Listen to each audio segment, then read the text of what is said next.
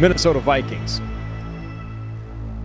Minnesota was interesting. They obviously had to shed a little bit. We knew that was coming. We talked about Eric Kendricks going over to the Los Angeles Chargers. I think it was smart of them to, try to get a deal done with Adam Thielen, and the money he got from Carolina, like I mentioned, I'm probably not paying that amount. So I think both parties just kind of, got what they wanted there. Trading Zadarius Smith became palatable once you bring in a Marcus Davenport. So it all worked out there. I think Byron Murphy with the inside-outside flex at corner, with all the young cornerbacks they have in the building already. And then, of course, you add in Mekhi Blackman, who I know some people at PFF were super high on at a USC. They're interesting. To me, they also have a very wide range. Like, I could see them win the division, frankly, and hold off Detroit and win it again. I could see them win like 6-7 games if maybe Jordan Addison can't be a legit number 2 right out of the gate. And I like KJ Osborne, but I don't think he's that caliber of player quite yet. And the defense is just, I think they were a bottom 5 defense last year, and I'm not certain they're not going to be a bottom 10 or so this year. So, yeah, the range is super, super wide for Minnesota this year. You talked earlier about hating those teams that embrace that concept of competitive rebuild. To me, the Vikings embody that at the moment. And I'm kind of in the same boat you are. I'm like, look, if you're stuck in average, you're stuck. Are they a team that actually is just okay with that? Like, as long as we're thereabouts every year, we're fine. Like, this is the goal from an ownership point of view. Yeah, if we can win a Super Bowl, that would be fantastic. But the point is, just don't suck. Like, suck is bad. Suck is where you stop selling tickets. Suck is where nobody's interested in the team. Just don't stink, and we're fine until we get, X years of consecutive don't stink, and then we have to fire some people. But that realistically is the goal.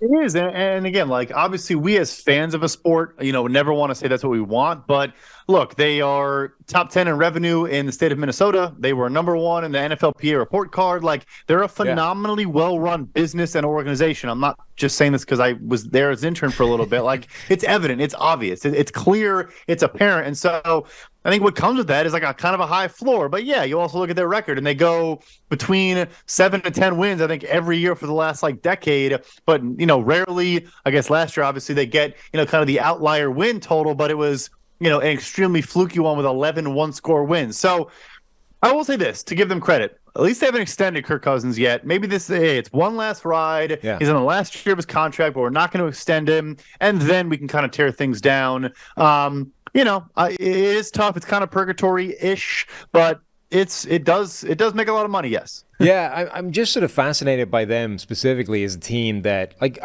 there are owners out there that don't want to invest in the team, that don't want to put money into it, that are happy with the tax write-off and just making the money, right? And you saw that with the NFLPA's report card.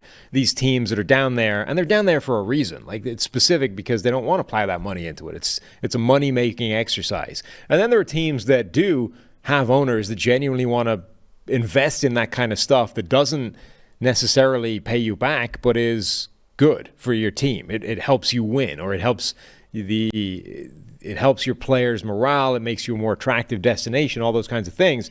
The Vikings have ownership that clearly wants to be at the top of that kind of thing. They want to be the best franchise out there for people to want to play for, which you would assume equates to wanting to win championships and, wanting to be the Patriots essentially over the last 20 years. But it never gets there because of something. And I'm wondering, is that some decisions that come down from ownership in terms of extending players that have been good to the team and these kinds of things? Like, what is it that locks the Vikings into this kind of world of being trapped in average? And generally, when you look at this offseason, I like their draft more than I like their free agency. Their free agency felt like more of the same, right? Where, okay, we're going to trade away Zadarius Smith to dump the contract, and we bring in Marcus Davenport. Like, maybe that's an upgrade, but it's probably not. Byron Murphy, sure, that's fine, but it's an addition that it's not catapulting you in a different direction, given the corners they lost in the offseason. Generally, their sort of free agent moves, their free agent approach felt like a lot of the same treading water. I did quite like their draft, though. In particular, some of the players that they drafted were just guys that I was much higher on than other people. So I think Jordan Addison was the best wide receiver in this draft. I thought that all the way through the process. I think getting him in that situation with Justin Jefferson already there, he can immediately be an impact player for them. Mekhi Blackmon, as you said, was a guy that some people at PFF loved. I was one of them. That guy had elite tape. He had some fantastic play last season. He could be a real player for them in the secondary. And then, okay, the rest of it, the next few picks are probably likely to make much smaller of an impact. But then 7th round, DeWayne McBride, the running back, that dude could be a huge part of this team if they end up trading away or more likely maybe releasing Dalvin Cook in the next month or so. Like DeWayne McBride could find himself being 50% of that backfield. He's going to be a fun dynasty pick and late round best ball guy. Look, we don't know if he can pass catch because they didn't even try at UAB, but right. The dude can run in an outside zone system. Yeah, it could be a perfect marriage there. I think the larger question you asked there is the simple answer really is just that in this sport, if you don't nail it at quarterback, your ceiling is capped. And that I think has been their story. If anything, it's kind of impressive. They've consistently been a fringe playoff team. And we're probably too hard on Kirk. I mean, he grades well, but we know his ceiling is not super duper high. If this organization got a Trevor Lawrence type prospect at any point, I think you could expect some great things from them for a long time. Yeah, and it is maybe different in the NFC, but Cousins is emblematic of that. You're not going to win with Kirk Cousins. You're just not. And maybe you would have, maybe the argument is different 10 years ago, but now in this landscape of all the quarterbacks out there, Kirk Cousins is not taking you on that run. And even maybe less than 10 years ago, 2017 was when they made that move, coming off that NFC Championship game.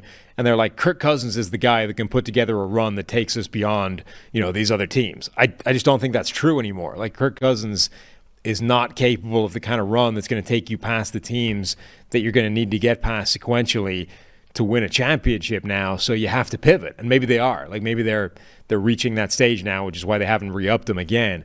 And going to go in a different direction. So overall this offseason, Minnesota Vikings with another B+, A- for their free agency, B- for their draft. I think I'd flip that personally, but that's the way PFF came down.